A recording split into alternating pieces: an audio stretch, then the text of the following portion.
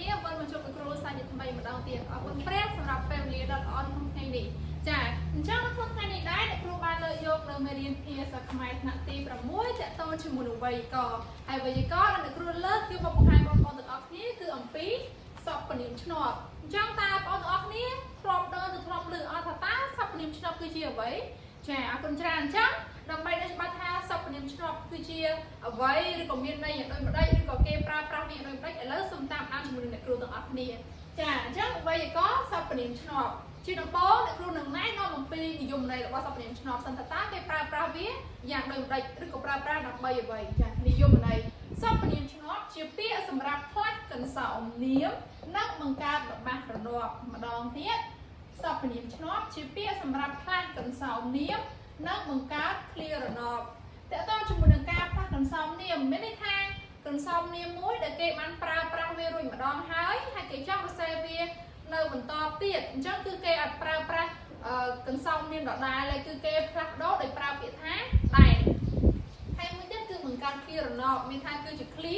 ដែលរណបឲ្យឃ្លាដំបូងចាតើឥឡូវដើម្បីឲ្យច្បាស់ថាតើវាបង្កើត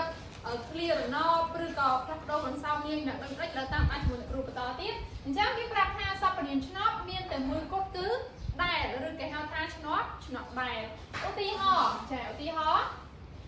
យើងស្រឡាញ់រាប់អានពូសុកដែលជាមនុស្សទៀងត្រង់ចាអញ្ចឹងពាក្យថាដែលនេះគឺជាសព្វនាមឆ្នោតដែលវាគឺផ្លាស់ប្ដូរកន្សោមនាមពូសុកអញ្ចឹងនៅពេលហ្នឹងគឺគេឈប់ប្រើពូសុកហើយគឺគេប្រើថាដែលល្បះដើមរបស់វាគឺយើងស្រឡាញ់រាប់អានពូសុកមានថាវាមានមួយបន្តមកទៀតពូសុកជាមនុស្សទៀងត្រង់តែពេលនេះគេឈប់ប្រើពូសុកពីរដងហើយប្រើតែពូសុកមួយដងរួចជំនួសដោយពាក្យថាដែលនេះគ្រូអានម្ដងទៀតយើងស្រឡាញ់រាប់អានពូសុកកន្លែងនេះក៏ពូសុកដែរតែយើងផ្លាស់ឲ្យតែឆ្នោតដែលចាពូសុកដែលជាមនុស្សទៀងត្រង់គឺយើងជំនួសដោយចាសព្វនាមឆ្នោតដែលចាបាក់ទី2ធីតាកំពុងអានសៀវភៅដែលនិយាយពីការថែទាំសុខភាពអញ្ចឹង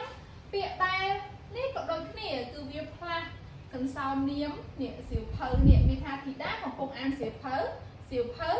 និយាយពីការថែទាំសុខភាពអញ្ចឹងយើងលុបពាក្យសៀវភៅមួយទៀតចោលជំនួសដោយពាក្យថាដែលអញ្ចឹងយើងបានធីតាកំពុងអានសៀវភៅដែលនិយាយពីការថែទាំសុខភាពចាល្បះទី3សាយា